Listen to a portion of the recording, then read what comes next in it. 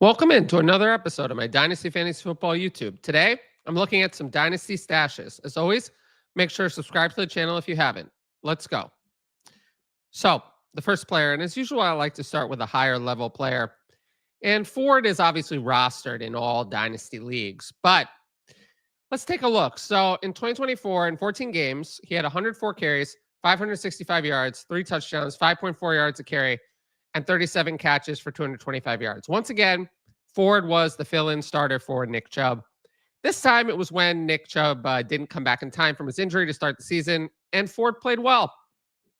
Over the first 5 weeks, when he was the clear starter, he had 50 rushing yards and 17.4 receiving yards per game. So 67.4 yards a game, which is pretty good for a running back. Now, why do I have Ford as a stash? Well, he has 1 year left on his rookie deal, turns 26 in September.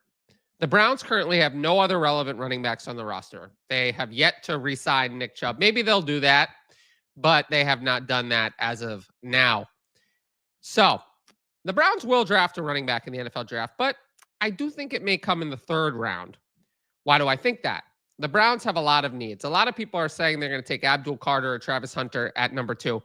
The odds of them taking Shedeur Sanders has dropped. So if they do that, could they spend the 2nd round pick on a quarterback? They need a wide receiver maybe if they take Carter. They need to address the lines and running back. Are they going to really spend the 33rd overall pick on a running back? I doubt it. I doubt that that's where they're going. So if they take a 3rd rounder, I'm going to like that player more than Ford, but maybe not as a workhorse. And even if they're the starter over Ford, which I would think they would be, Ford would still be a valuable handcuff, which is still valuable in Dynasty. So Ford, again, a known good player who has value. So might be someone I'm looking to pick up during rookie season for a very late pick, if possible. But otherwise, just a good stash candidate. So next up, Jalen Coker, and we're talking about him again because once again, things are falling in his favor. And there's also another reason why I want to talk about him, which may entertain you. We're going to have to see. But to go through Coker's stats real quick, because I've gone through them a zillion times. In 11 games, 32 catches, 478 yards, 2 touchdowns, 46 targets, 2.9 catches, and 43.5 yards a game. He did a lot more than Xavier Legette. That's going to be relevant in a second. And he flashed good talent. Over the final 5 games, he had 3.6 catches and 51.2 yards a game. His role changed over that period. It's where he started playing a full snap share of 80% or more over that period of time. But why am I looking at Jalen Coker again? The Panthers have what we call delusions of grandeur surrounding Xavier Legette. Little delusion. So let's start examining delusions with Dave Canales, head coach, recently said that Xavier Legette is similar to DK Metcalf. He was discussing trading for Metcalf. That didn't happen. Obviously, he went to the Steelers. And Canales mentioned that he felt like he already had that number 1 receiver in Legette. He discussed Legette's size and speed. Okay, could be interesting, which is great, except that Legette didn't produce. He didn't do that. In 16 games, 49 catches, 497 yards, 4 touchdowns, 84 targets, 3.1 catches, and 31.1 yards a game. Coker did a lot more on his receptions than Legette. Now, you might say, well, maybe some of it was just the traditional stats. Maybe the advanced stats were good. Unfortunately, no. Legette averaged 1.22 yards per run, 84th among wide receivers. Okay. Not good. Not good. What about yards per team pass attempt? Also bad. 0.96 yards per team pass attempt. I mean, that's really bad. 79th among wide receivers. That's awful. And it goes on and on. Target separation, bad. EPA, bad. Fantasy points per route, bad. Fantasy points per target, bad. What about route win rate? Was good on that? Nope. Also bad. It's bad on top of bad on top of bad. And you might say, well, at least Legette produced in college, right? I mean, he must have to be drafted in the 1st round. Nope. No, he didn't do that either. He totaled just over 400 yards in his first 4 college seasons. Not 400 yards per season. 400 yards total in 40 games, over 40. Terrible. He had a fifth-year breakout after doing nothing for 4 years. Those players always fail. Always. They always fail. Every single time. I mean, when was the last time a player with that college profile ended up being good? It's very rare. So, a failure. Now, the Panthers' odds to take a wide receiver 8th overall continue to plummet. It's like plus 500 or more. I don't think it's going to happen. Which means that Jalen Coker is going to get another shot at winning a starting job, because I do think they're going to see that he's as good as Xavier Legette when they actually look at the two players. So we're going to have to see. But if the Panthers continue down this current course, makes me not as excited for Bryce Young and excited for the possibility of Jalen Coker, because what they're thinking with Xavier Legette is not a role that he can possibly live up to. Now, that was a long segment. The rest of these segments will not nearly be as long. But moving into my next player, Isaiah Davis, who was also in the news a little bit recently. I think most of the attention is on Braylon Allen as the backup for the Jets. But Davis was exciting last year for a short stretch. 17 games, 30 carries, 174 yards, touchdown, 5.8 yards carry, and 9 catches for 75 yards and touchdown. He basically did not play for the first 12 games. He had 5 carries and 4 catches over that time. But then he started to cut into Allen's work as the backup, even when Breece Hall returned from his injury. He missed the game due to injury. So I think that the Jets' backup running back is not clear. I think people are treating it as it is clear. Why are they doing that? Because they have heard of Braylon Allen. They have heard of Braylon Allen as a Devy prospect. We have all known for a while who Braylon Allen is. People didn't know about Isaiah Davis. But let's look at it more closely. In the one game Hall missed, Davis and Allen split work almost 50-50. Both had 16 touches. They played 54 and 53% of snaps. There was no difference between the two. Over the final 4 games, when Hall returned, Davis had 15 carries for under 12 yards and 2 catches for 10 yards, while Allen had 14 carries for 51 yards and 3 catches for 13 yards. Both 17 touches exactly. Again, very similar. Davis was better on his touches overall than Allen was on his. So, Jets head coach Aaron Glenn claimed he wants to get all 3 running backs involved. I find that hard to believe. NFL teams rarely do that. The Jets kind of did, actually, down the stretch with Hall ailing.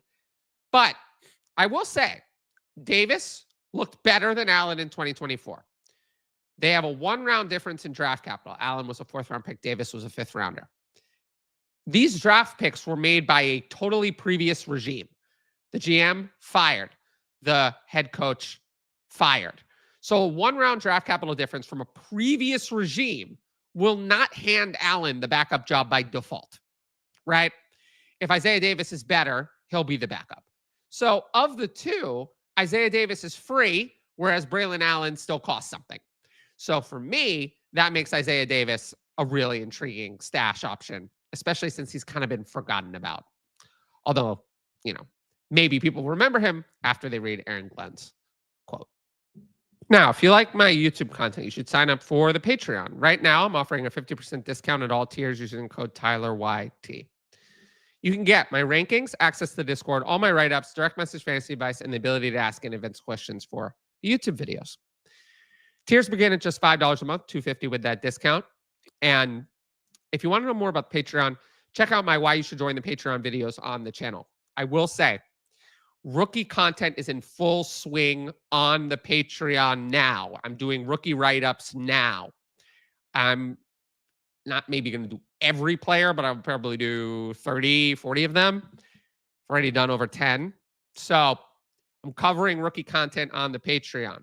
Rookie content on the YouTube, it will still occur, but it won't be in any sort of detail.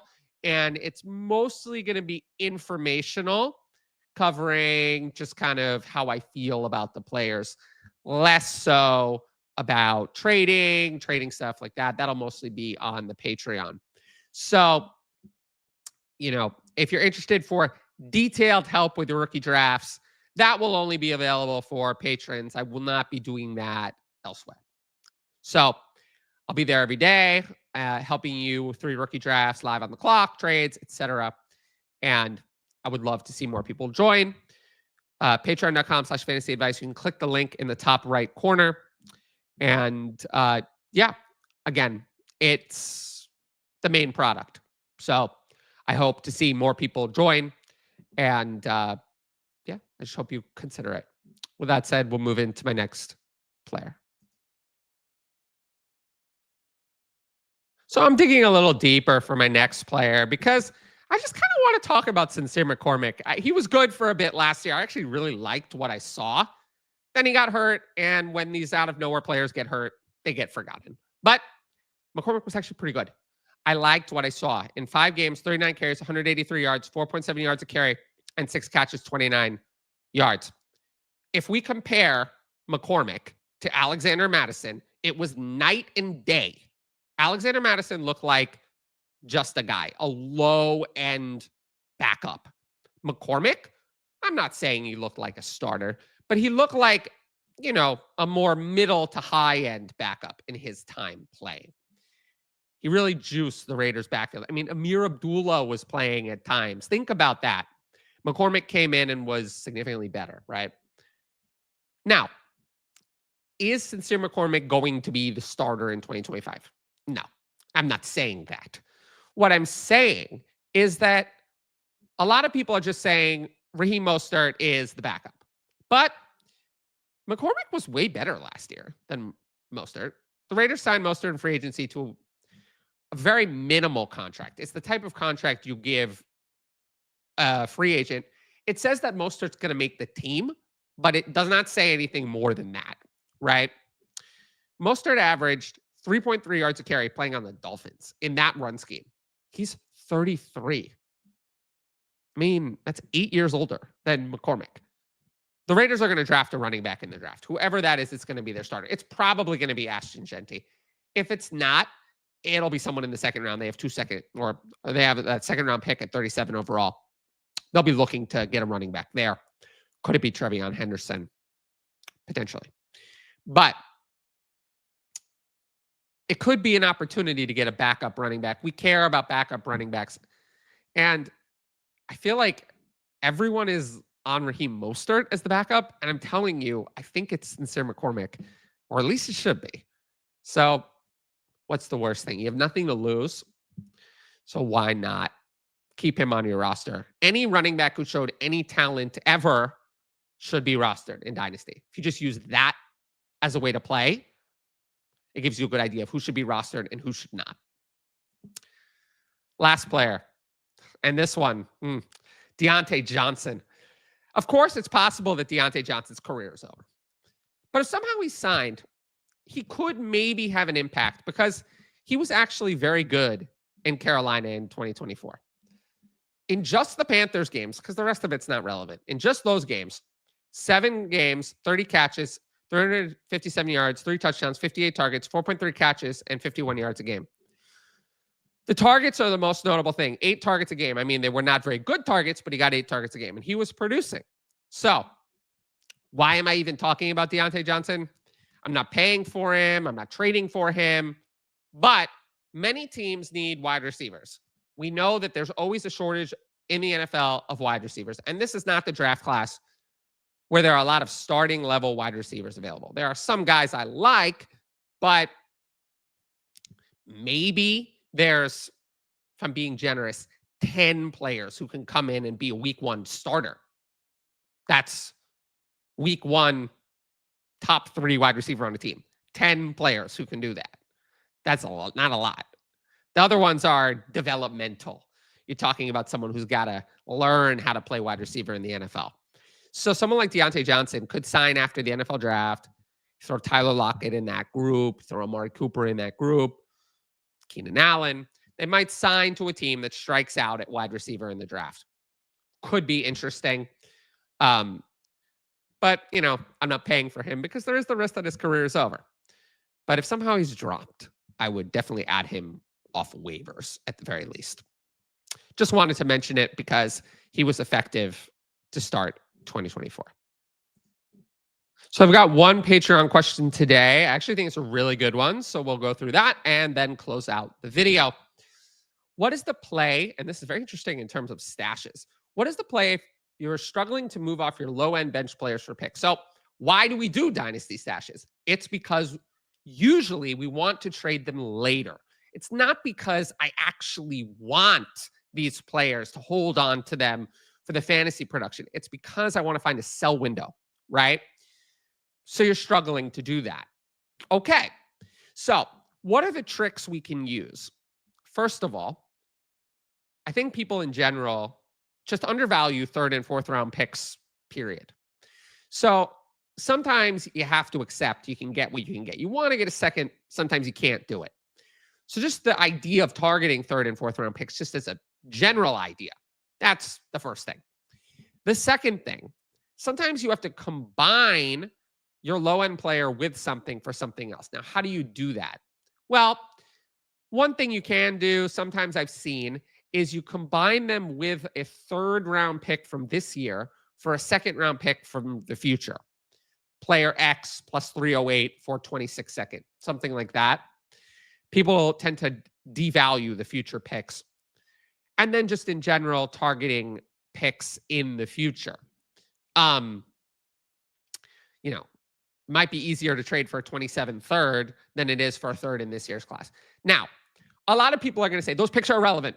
They're irrelevant, totally irrelevant. They don't matter, blah, blah, blah, irrelevant, waste of time. Those people are meh, usually dynasty managers. Okay, they're okay, but they're not so good. They're not so good because they're not exploiting every possible edge. They're not doing that. They're lazy. You know, these are the same people who don't use waivers. And they're lazy. And if you're lazy, your team becomes stale over time. You don't want to do that. You want to accumulate these little edges. Why? Because one little edge might not matter, but when you snowball those little edges, eventually you get to build assets that count. So yes, every one little move might not move the needle all that much. But if you can make these moves, even if it's for picks in the future, I promise you it will add up later. Promise you. This is all I talk about on the Patreon.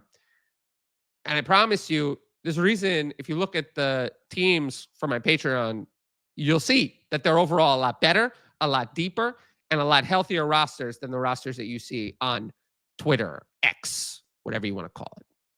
So that's what you do. You target those lower picks, packaging picks, and, you know, target those unwanted future assets that people say are worthless. You know, that's how you get rid of your low end bench players. Great question. Glad you asked it. Okay. Well, if you liked the video, make sure to support the channel by subscribing. And don't forget to hit that notifications bell so you can be notified about all my exciting content as it drops. Very important to do that during rookie season because it's going to be a different content schedule. It's going to be a little bit more kind of as it goes. So that notifications bell is the best way to know exactly when my content is coming out. Of course, if you want my best fantasy football advice, it's available on the Patreon. Dynasty content, year-round rookie content, and then redraft and start sit during those appropriate times, which are Patreon exclusives. 50% discount at all tiers using the code TylerYT. You can click on the link in the top right corner, patreon.com/fantasyadvice. Every sign-up helps support my independent content. But once again, thanks for watching, and I'll see you all later.